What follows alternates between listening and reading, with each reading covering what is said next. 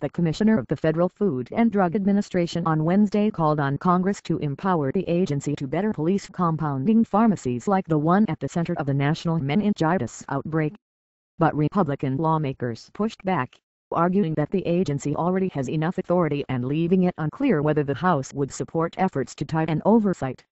In a contentious hearing of the House Committee on Energy and Commerce, the Commissioner, Dr. Margaret Hamburg, testified that a tangle of conflicting court decisions and the lack of a clear definition of compounding in the law had limited the agency's ability to build a case against compounding pharmacies that fail to meet basic safety standards. There is an enormous lack of clarity, and we should seize this opportunity to address it, Dr. Hamburg said. In many cases, such pharmacies are not required to give investigators access to their books, agency officials say.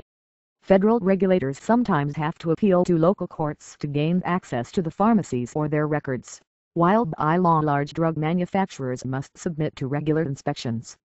Currently, compounding pharmacies are regulated primarily by states. Dr. Hamburg's remarks signaled that the Obama administration will press for new legislation in response to the meningitis outbreak, which was caused by contaminated pain medication made by a compounding pharmacy in Massachusetts. So far, 461 people have fallen ill and 32 of them have died.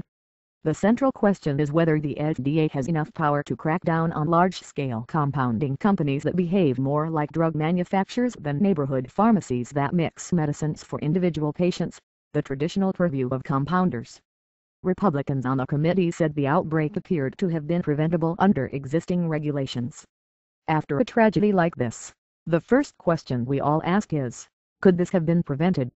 Said Representative Cliff Stearns, Republican of Florida, who is chairman of the Subcommittee on Oversight and Investigations. After reviewing documents, he said, the answer appears to be yes.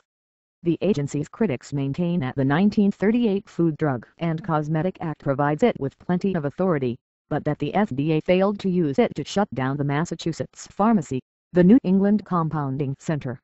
Barry Catton, the chief pharmacist at the company, and one of the principal owners, invoked his Fifth Amendment right to remain silent in response to every question posed to him during the hearing. The agency has had dealings with the compounding center in the past, including an inspection in 2002 after reports of problems and a warning letter to the company in 2006. The agency argued that those steps failed to head off the meningitis outbreak in part because the company took advantage of gray areas in the law to elude oversight.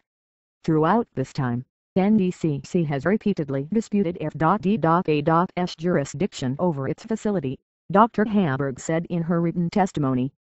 Republicans on the committee repeatedly cited the 2006 warning letter and the agency's recent criminal investigation, which involved federal agents seizing computers from the company's offices. "We're just not buying it, Doctor," said Representative Michael C. Burgess, Republican of Texas. "You lack the authority to do anything, yet you send a letter like this." Democrats came to Dr. Hamburg's defense. "We need to work together to come up with a solution, but instead what I'm hearing from my Republican colleagues is they want to prosecute the Food and Drug Administration," said Representative Henry A. Waxman, Democrat of California. "If there's any ambiguity, it's our job to clear it up.